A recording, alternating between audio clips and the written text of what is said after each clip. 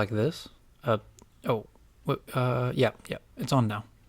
It's a simple setup, Apprentice Emmett. Do you really have to call me that? We are now recording, so we must refer to each other professionally. I, I didn't realize it was this serious. I mean, you were a lot more excited when I was hired and... As part of Obscura Mystical Foundation, you are considered my apprentice. You must take this role seriously.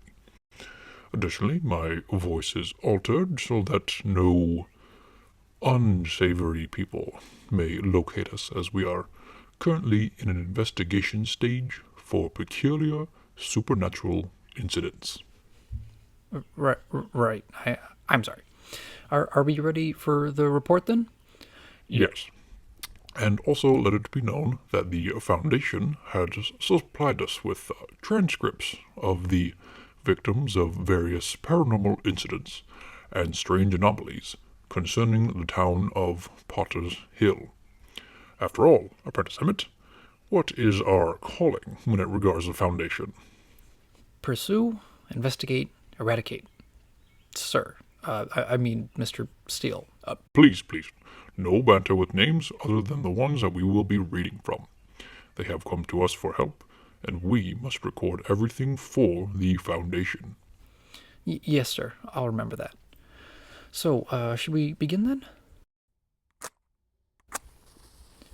Commence the first session of the year, Apprentice Emmett.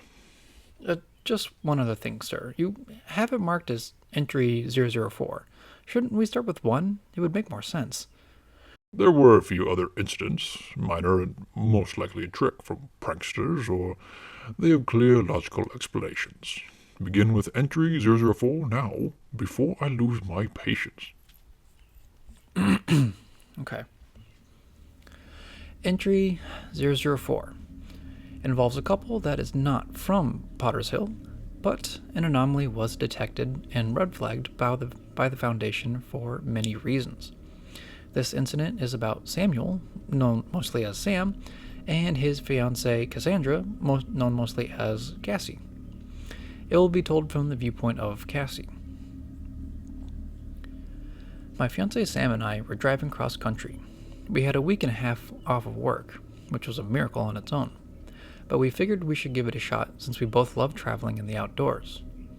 We were running low on gas and were in the middle of nowhere. No offense. This place is literally out here with nothing around, except for the mountains and forests.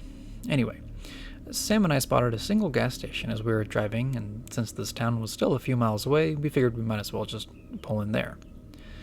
Nearly broken down with none of the outside lights working, weeds growing out of the cracked cement, and through the shattered windows. This gas station was straight out of a horror movie. Is this the station off Highway 12? No distractions during the story, Apprentice Emmett. Right. I'm sorry. I'm just wondering. I told Sam to fill up quickly and don't go inside if you can avoid it. Well, of course, these pumps were, I guess, an older sort, I suppose, where we couldn't really pay at the pump. Sam was a little nervous, too, and it's difficult to have Sam in an uncomfortable position. Normally, he's very confident and level-headed, but this place was different. An odd sensation settled in the air, like we were being watched by the air itself. I'm not sure really how to describe it. I suppose it's an unsettling paranoia that lingered even after we fueled up. So Sam had to go inside. He looked left and right several times, even though there was absolutely no one, and no one was going to pull up either. He went inside, and later, when he came back, he said to me that he's only putting $10 in, that he doesn't want to be there. I asked what the matter was, but he only shook his head and darted his eyes around, expecting somebody or something to pop out. He turned to the pump to pump the gas, and as soon as we did, something really did pop out. From around the corner of the gas station was an old woman. She was dressed all in black, which was strange because it was nearly 90 degrees out that day. She had some sort of cloak with the hood resting on her curved back. She hunched when she walked, or more like hobbled.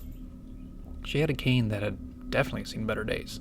But what bothered me were two certain things. First, she had no shoes.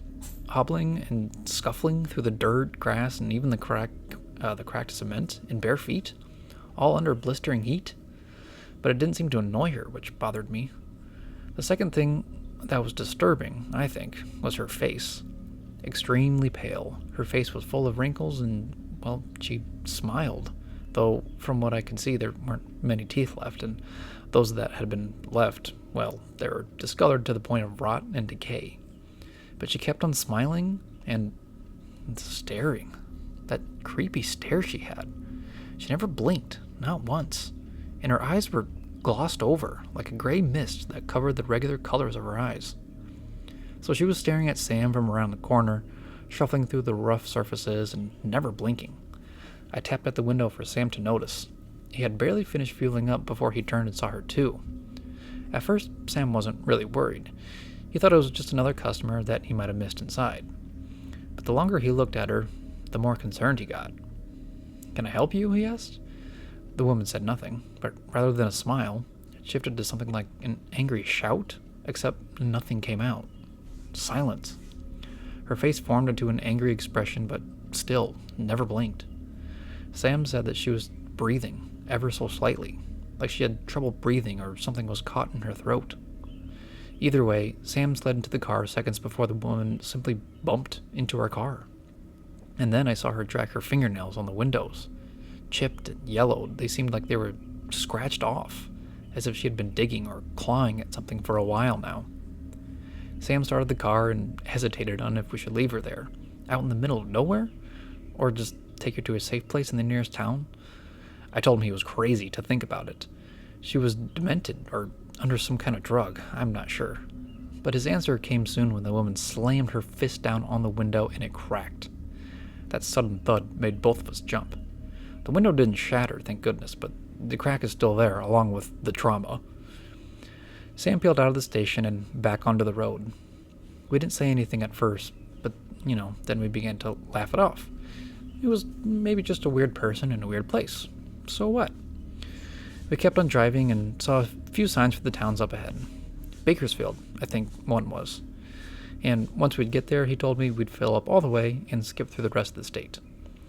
Well, if we thought that gas station felt abandoned, this next town of Bakersfield was a ghost town. The roads were empty, scattered with weeds and grass that signified that no one was taking care of anything around there. Rusted cars parked along the sides of in the front of broken down and closed stores. Doors were locked, windows busted in. I told Sam that there would be no help for us here. We should just take our chances and leave. Sam was being stubborn, though, and I could see the look of suspicion and caution growing in his eyes. I caught a glimpse of movement a couple times. A silhouette, or shadow, darting or moving from one building to the next, but always in a shadowed alley, or in the last second, cornering around a wall. It unnerved me, and I urged Sam just to, drive through and forget this. But that was when he saw something unexpected, and I saw it too. Panic swelled up inside. An entire group of people were standing completely still in the middle of the road. Sam slammed on his brakes. We both tried to study the people for a few seconds.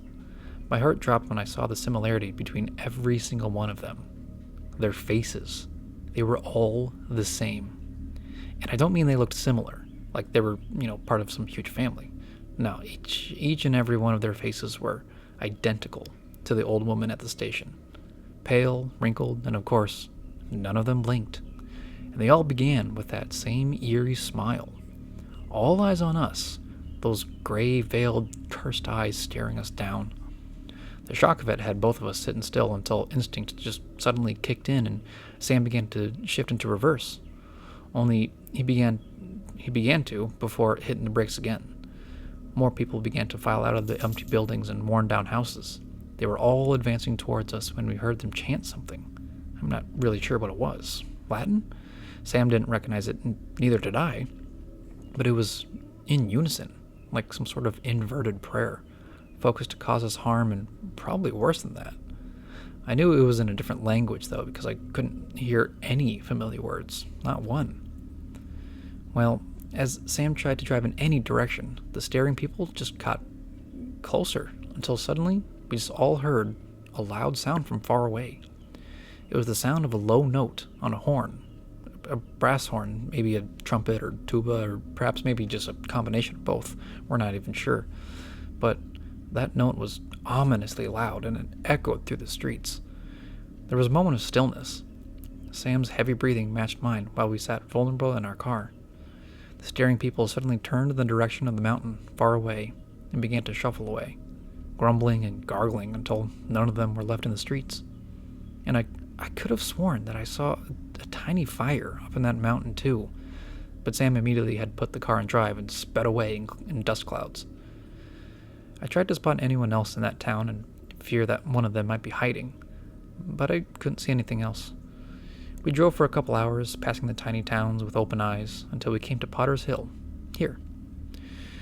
When we spotted the busy gas station with normal people, we breathed a sigh of relief, and oddly enough, we actually heard some locals about your group.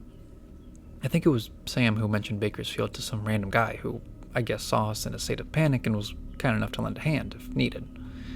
He told us about a psychic group, I'm assuming what you two are, that's investigating the disappearances in Potter's Field, and they'd be the ones to tell our story to. And, well, here we are, reporting our very, very strange incident. I know that a lot of people might think we're delusional, or we made it up. There can't be anything that happens like that, right?